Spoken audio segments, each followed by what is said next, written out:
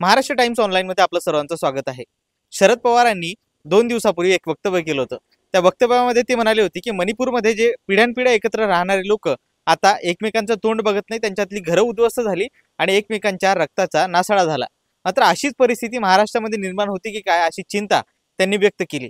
मात्र शरद पवार जे वक्तव्य करतात ते वक्तव्य महाराष्ट्रामध्ये चर्चेला येतं। मात्र आता या वक्तव्यामुळे वेगळी चर्चा झाली आणि हे वक्तव्य भीषणता वाढवणार आहे। अगोदरच महाराष्ट्रामध्ये ओबीसी विरुद्ध मराठा असा वाद रंगलेला असताना या वक्तव्यामुळे वेगळी चर्चा होते। खरंच अशी परिस्थिती निर्माण झाली का हे जाणून घेण्यासाठी आज आपण ओबीसी बांधवांशी चर्चा करणार आहेत। खरंच हे वक्तव्य नेमकं त्यांनी का केलं, या वक्तव्यामागचा नेमका वास काय येतो हे आपण जाणून घेण्याचा प्रयत्न करणार आहे। सर, मला एक सांगा, गेल्या अनेक दिवसांपासून महाराष्ट्रामध्ये ओबीसी विरुद्ध मराठा असा वाद रंगलेला आहे आणि अशा परिस्थितीमध्ये शरद पवार म्हणतात की मणिपूरमध्ये जी काही घटना घडली होती, जी परिस्थिती निर्माण झाली होती, तशी परिस्थिती इथे निर्माण होती का अशी चिंता त्यांना वाटायला लागली। त्यांचा चिंतेचा विषय नाही, ते राजकीय भूमिका घेतात। त्यांची सत्ता गेली म्हणून हे काहीतरी भांडण लावायचे कामच तेच करतात। आणि मराठा आणि ओबीसी मध्ये भांडण नाही, हे त्या पुढाऱ्यांनी त्या मनोज जरांगेला पुढे करून केलेलं कारस्थान आहे। शरद पवारनी केलं सुरुवातीला। शरद पवार कधी त्या अंतरवली सराटीला गेले नसते, त्याला भेटले नसते, तर आज हे महाराष्ट्रामध्ये उद्भवलं नसतं। आणि मग एकनाथ शिंदेला त्याची खुर्ची जायची भेव वाटली, म्हणून मग त्याच्यानंतर एकनाथ शिंदे वेळोवेळी अंतरवली सराटीत गेले आणि त्या मनोज जरांगेचे सगळ्या बातम्या, सगळे पैसे हे एकनाथ शिंदेने पुरवले, असा आमचा स्पष्ट आरोप आहे। नाही तर मग त्यांनी एक भूमिका घ्याव का ओबीसी त्यांना वेगळं आरक्षण द्यायचं म्हटले, दिलं। मग याच्यानंतर परत तो जरांगे वेळोवेळी आंदोलन करतो, उठसूट ओबीसीच्या लोकांना शिव्या देतो, तर त्याला धमकी देतो, शिव्या देतो वाईट साईड। तर तुम्ही त्याच्यावर कायदेशीर कारवाई का करू शकत नाही? संविधानामध्ये तरतूद आहे ना, त्याची मागणी पुरी केली, मराठ्याला वेगळं आरक्षण दिलं, ओबीसीची त्याच्यात एक पैशाची हरकत नाहीये, ओबीसी त्याला सपोर्ट करताय वेगळ्या आरक्षणाला। मग हा उकरून काढण्याचं कारण काय? आणि मग त्याला ह्या देशद्रोही म्हणून त्याच्यावर खटला चालवावा आणि त्याला आतून टाकावं, ऑटोमॅटिक ते प्रश्न सॉल्व्ह होतात। तो इथून त्या प्रकरणातून बाहेर गेला का हा विषय इथंच संपतो, परंतु ह्या राज्यकर्त्यांना हा प्रश्न चिघळत ठेवायचा आहे। शरद पवारांच्या या वक्तव्यामागचा अर्थ काय? ते राजकारणच आहे ना, त्यांची सत्ता गेलेली आहे, त्यांना कुठेतरी मराठा ओबीसी मध्ये मग त्यांनी स्पष्ट भूमिका करावं, त्यांनीच घ्याव ना। जसे मराठ्याजवळ जाऊन त्या अंतरवरी सराटीला जाऊन जावा त्याचे काय कान भरले माहित नाही, तेव्हा लक्ष्मण हाके आणि वाघमारे बसले, तेव्हा का नाही आले शरद पवार ज्येष्ठ नेते म्हणून? तेव्हा त्यांनी काहीतरी कान मंत्र द्यायचा असता। नक्कीच शरद पवारांनी ज्यावेळेस लक्ष्मण हाके बसले त्यावेळेस का नाही आला असा प्रश्न विचारला यांनी। मला सांगा, खरंच अशी परिस्थिती निर्माण झाली आहे का असं वाटतं का? परिस्थिती अशी निर्माण नाही झाली आणि शरद पवारांनी जे वक्तव्य केलंय की महाराष्ट्रामध्ये मणिपूर होऊ शकतो, मला असं वाटतं शरद पवारांनी महाराष्ट्राचा विचार करण्यापेक्षा स्वतःच्या घराचा विचार केला असता तर सत्तेतून घरी बसले नसते। स्वतःचं घर फुटलं, ते तिथं शरद पवारांना घरामध्ये काय घडामोडी घडताय हे माहिती नव्हतं आणि आता त्यांना राज्याची चिंता पडलेली आहे। तर कुठेतरी यांची खुर्ची गेलेली आहे आणि त्याचं दुःख मोठं आहे, म्हणून दोन समाजामध्ये भांडण लावायचं।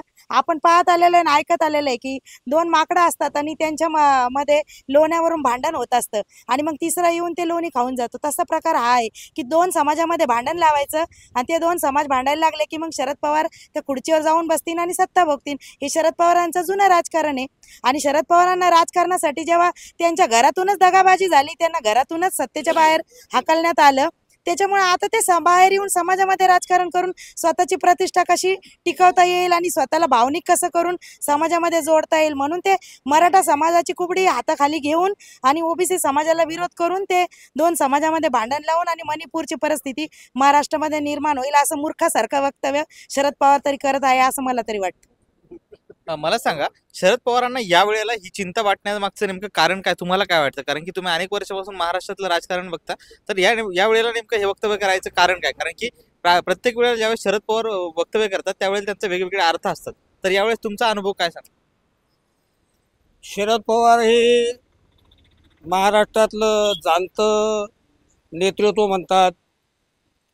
शरद पवारांना हे माहीत आहे की आता आपली सत्ता ही महाराष्ट्रामध्ये आणायची असेल तर ओबीसी आणि मराठा या दोन समाजामध्ये तेढ निर्माण करण्याचा कार्यक्रम राबवला पाहिजे. त्याच्याशिवाय सगळे मराठे त्यांच्या पाठीमागे येणार नाहीत. त्यांच्या घरातूनच दुही निर्माण झाली आहे. अजित पवार हे त्यांना सोडून निघून गेलेले आहेत. आणि पण शरद पवार ज्येष्ठ नेते, त्यांना अशी भीती वाटायला लागली की मणिपूर सारखी परिस्थिती निर्माण नाही, होते. शरद पवारांना जी भीती वाटते ती कदापिही शक्य नाही महाराष्ट्रामध्ये. त्यांना वाटत असेल किंवा मणिपूर होईल काय की, पण मणिपूर महाराष्ट्रामध्ये होऊ शकत नाही. कारण महाराष्ट्र हा सगळ्या लोकांना, जाती धर्माचे पंथाचे सगळे लोक एकत्र राहतात आणि त्यामुळं हा महाराष्ट्र हा सामंजस्य समाज आहे, संताची भूमी आहे. त्याच्यामुळं शरद पवारला जी स्वप्न पडतात ती चुकीची स्वप्न पडलेली आहेत. नक्कीच चुकीची स्वप्न पडली असं म्हणतायत.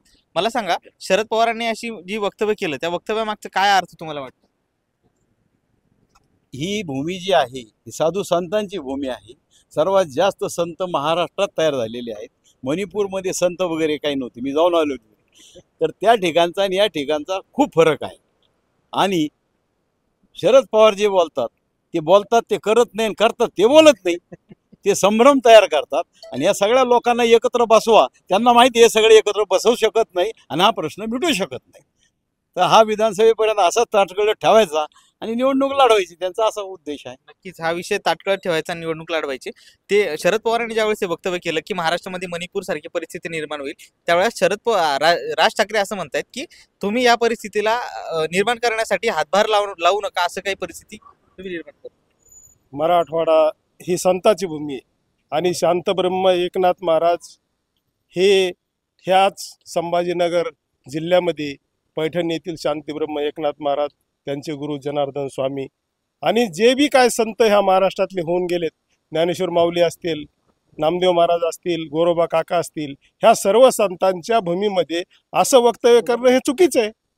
हे असं वक्तव्य करणं फार चुकीचं आहे. कारण हे सर्व गुणागोविंदांनी नांदणारा हा महाराष्ट्र आहे आणि या महाराष्ट्राच्या भूमीमध्ये तुम्ही जर असं म्हणतात की मणिपूर सारख्या इथं परिस्थिती निर्माण होईल, हे शक्य नाही. कारण आम्ही सर्व ह्या महाराष्ट्रामध्ये सर्व हे 18 पगड जाती आणि 12 बलुतेदाराचे समाजाचे माणसं एक गुन्ह्या गोविंदाने नांदतात. आणि नांदत असताना तुम्ही शरद पवारांना असं का वाटलं? शरद पवारांना असं का वाटलं म्हणजे त्यांना भीती वाटायला लागली आता. कशाची? कारण हा जी ओबीसी समाज आहे, ओबीसी समाज शांत जरूर आहे, पण एकदा ओबीसी समाज जर रस्त्यावर उतरला तेव्हा थांबणारा ओबीसी समाज नाही. नक्कीच ओबीसी समाज रस्त्यावर उतरला तर थांबणार नाही असं म्हणतायत. मला एक सांगा, शरद पवार म्हणतायत की मणिपूर सारखी परिस्थिती महाराष्ट्रात निर्माण होती की अशी चिंता त्यांना वाटायला लागली आहे. खरंच ही चिंता तुम्ही या चिंतेकडे कसं पाहता? काय झालंय, सर्व प्रस्थापित आमदार सध्या मराठा वर्सेस ओबीसी आंदोलनामुळे हादरलेले आणि त्यांची निवडून येण्याची शाश्वती कमी आहे.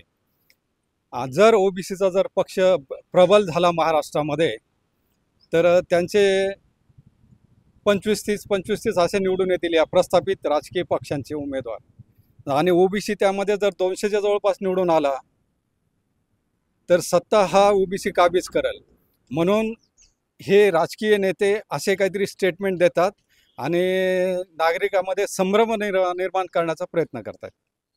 नक्कीच चंद्रशेखर बावनकुळे भाजपचे जे काही प्रदेशाध्यक्ष ते म्हणतात की शरद पवारांनी हे जे वक्तव्य केलं त्यानंतर ते म्हणतात की शरद पवारांनी महाराष्ट्राच्या निवडणुकीच्या तोंडावरती असं वक्तव्य करण्यापेक्षा दंगली होण्याचं चित्र आहे असं म्हणतायत. मग असं करण्यापेक्षा समाजात तेढ निर्माण करणाऱ्या लोकांनाच समजावून घालून ही शांतता केली पाहिजे. एकदम बरोबर आहे. म्हणजे आजच्या परिस्थितीमध्ये हा लढ्याचा, दंगलीचा किंवा हिंसाचार करायची वेळ नाही. जे काही तमाम बहुजन समाजातले, मराठा समाजाचे जे मुलं आहेत यांना भावनिक करून त्यांना एका आंदोलनावर आणून दिशाभूल करायचं काम आंदोलनकर्त्याकडून होत आहे. मी जी आकडेवारी सांगतो त्या आकडेवारीकडे जर पाहिलं तर या आंदोलनातून जे काही संधीची उपलब्धता ते अत्यल्प आहेत. म्हणजे राज्य शासनाच्या 10 लाख प्युअर जागा आहेत. 10 लाख हे शिक्षक किंवा दुसऱ्या बिगर शासकीय संस्था, ह्या 10 लाख संस्थांमध्ये आज 2.5 लाख जागा रिक्त आहेत. 2.5 लाख जागा जर भरायच्या असतील तर प्रत्येक वर्षी शासन 5,000 जागा भरतं किंवा 4,000 भरतं. ह्या 1000 जागा भरताना 20% जागा येतात वाट्याला ओबीसीच्या. त्या 800, ह्या 800 जागामध्ये अगोदरच 52% असलेला ओबीसी 27% मध्ये कॉम्पॅक्टेड केलेला आहे. त्याच्यामध्ये पण अजून 35% असलेला जर मराठा समाज आला तर म्हणजे 85% जागा फक्त 20% ठिकाणी कॉम्पॅक्टेड होतात. मग राहिलेले 40% हा कॅनव्हास 15% जागासाठी रिकामा कुणासाठी ठेवायचा आहे. ही आकडेवारी चर्चेने आम्ही मराठा समाजाच्या तरुणाबरोबर आता करतोय. हा आता वादाचा विषय नाही, हा संवादाचा विषय. शरद पवार तेच म्हणतायत की हे जे लोक आहेत जसं पण मनोज त्या जरांगे असो पातळीवर- किंवा लक्ष्मण त्या आखे असो, पातळीवर कुणीही यांना बोलायला तयार नाही. यांना एकत्र घेऊन आलं तर हा प्रश्न सुटून नाही, जाईल. हा आता दोघांच्या एकत्रीकरणाचा विषय नाही राहिला. आता मॅन टू मॅन आपल्या मित्राशी, आपल्या ओळखीच्यांची, आपल्या शेजाऱ्यांशी आता चर्चा करायची वेळ आहे. कारण पूर्वी हे आपले ओळखी, शेजारी, मित्र सगळ्या समाजाचे होते. ह्यांच्याबरोबर चर्चा करून संधीमधली उपलब्धता किती राहणार आहे बाळा.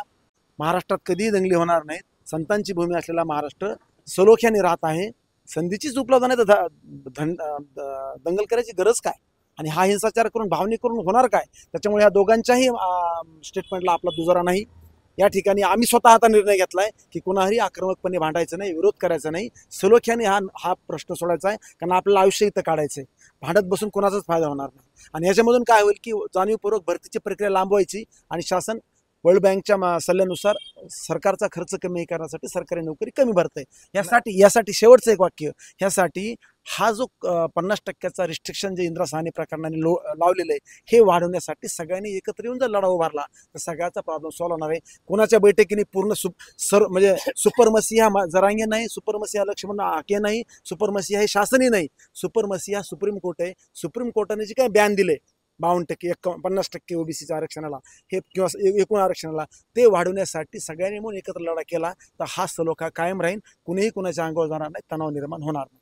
नक्कीच. शरद पवार जे काय म्हटले होते की महाराष्ट्रामध्ये मणिपूरची परिस्थिती निर्माण होती काय, असं परिस्थिती निर्माण झाली, तर राज ठाकरे म्हणाले की तशा परिस्थितीला तुम्ही घडवून आणण्यासाठी हातभार लावू नका. आता शरद पवारांनी तसं म्हटले हे खरोखर ते कुठून तरी त्यांच्याकडं हा शब्द आलेला आहे, पण तसं काहीही होणार नाही. आणि राज ठाकरे म्हटले म्हणजे हे राजकारण आहे टोटली याच्यामध्ये, आणि राजकारणामध्ये त्यांचेच आपसामध्येच बनत नाही. एकमेकाचे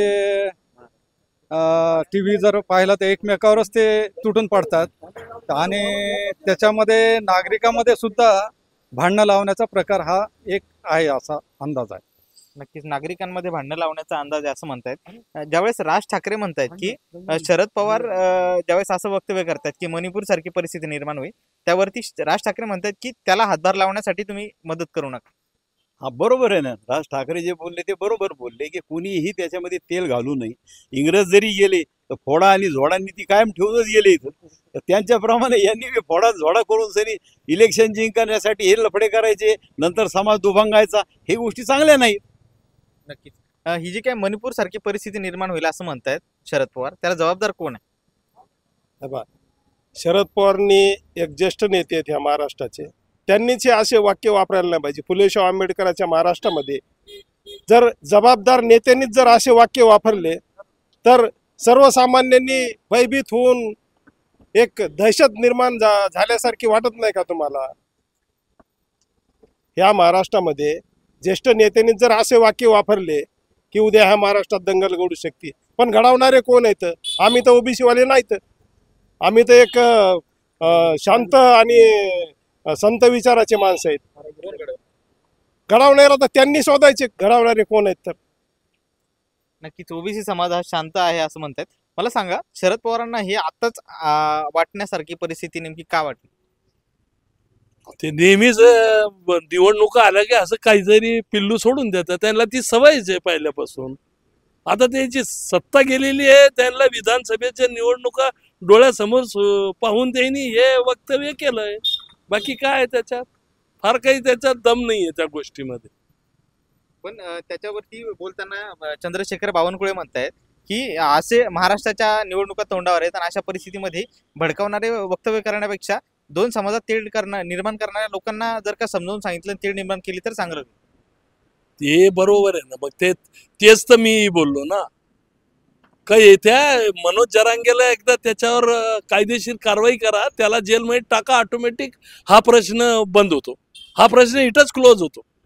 कारण की त्याच्या मागणीनुसार त्याला आरक्षण दिलेलं आहे. आता काय तू महाराष्ट्राचा तू मालक नाहीये, आम जनता आहे, 18 पगड जाती आहे, 52% ओबीसी आहे, 15% SC ST आहे, मुस्लिम आहे, ओपनचे मारवाडी ब्राह्मण सगळ्याच समाजाचे आहे ना. महाराष्ट्र हा असा राज्य आहे, भारतच असा राज्य आहे का जिथं चमन सारखं आहे, म्हणजे एक बगीचा जसं आहे, वेगळ्या वेगळ्या रंगाचे फुलं तसे इथं अलग अलग जातीचे लोक राहतात.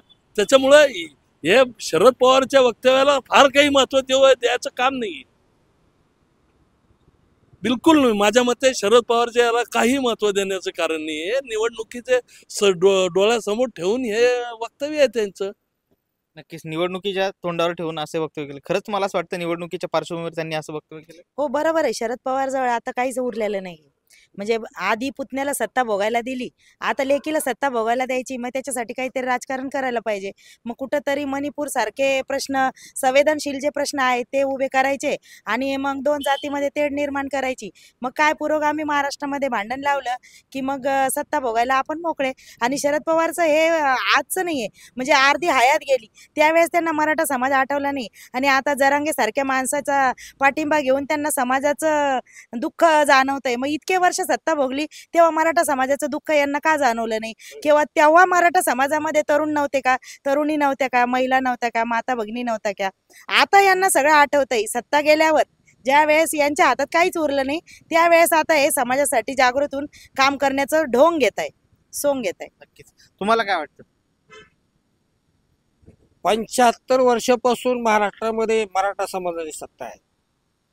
18 मुख्यमंत्री झाले. 18 मुख्यमंत्र्यामध्ये 13 मुख्यमंत्री मराठा समाजाचे झाले.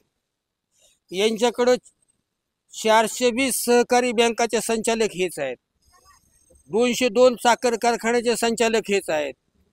महाराष्ट्रामध्ये जी काही बागायत जमीन आहे ती 90% जमीन यांच्या ताब्यात आहे. आणि ओबीसी समाज हा त्यांचे कारखान्यावर ऊस तोडतोय. काय आता कुठं ओबीसीला डॉक्टर बाबासाहेबांनी घटनेच्या 340व्या कलमानुसार जे आरक्षण व्ही.पी. सिंगाणी घोषित करून लागू केलं 92 पासून, त्याच्यामुळं महाराष्ट्रामध्ये आणि देशामध्ये ओबीसीला राजकीय प्रतिनिधित्व मिळायला लागलं. ते मानाच्या पदावर येऊ लागले आणि राज्यामध्ये ओबीसीच्या 56,000 लोकप्रतिनिधी प्रत्येक पंचवार्षिक योजनेमध्ये निवडून येऊ लागले. म्हणून या ओबीसीचं जे काही राजकीय एक फ्रंट तयार होतो आहे, यांना प्रतिनिधित्व मिळते, मानाची खुर्च्या मिळतात, सत्ता. काल आमच्याकडे काम करणारा माणूस हा त्याला साहेब म्हणावा लागते. हा अपमान मराठा समाजाला सहन होत नाहीये. म्हणून त्यांनी आता ओबीसी मध्ये आरक्षण मागायला सुरुवात केलेली आहे. नक्कीच. तर हे सगळे ओबीसी बांधव होते. यांनी सांगितलं की महाराष्ट्र हा फुलेशाह आंबेडकरांचा महाराष्ट्र आहे. त्यामुळे या ठिकाणी शरद पवारांनी जसं वक्तव्य केलं की मणिपूर सारखी परिस्थिती निर्माण होईल, तशी काही परिस्थिती निर्माण होणार नाही. शरद पवारांकडून आता सगळं काही गेलंय, त्यामुळे त्यांना हे सगळं मिळवायचं असेल तर त्यांनी हे राजकीय स्टंट केलं आणि त्यातून हे वक्तव्य केलं असावं, असं या सगळ्या मराठा ओबीसी बांधवांचं मत होतं. त्यामुळे या पुढे नेमकं काय होतं हे पाहणं महत्त्वाचं ठरणार आहे. सुशील राऊत, महाराष्ट्र टाइम्स, छत्रपती संभाजीनगर.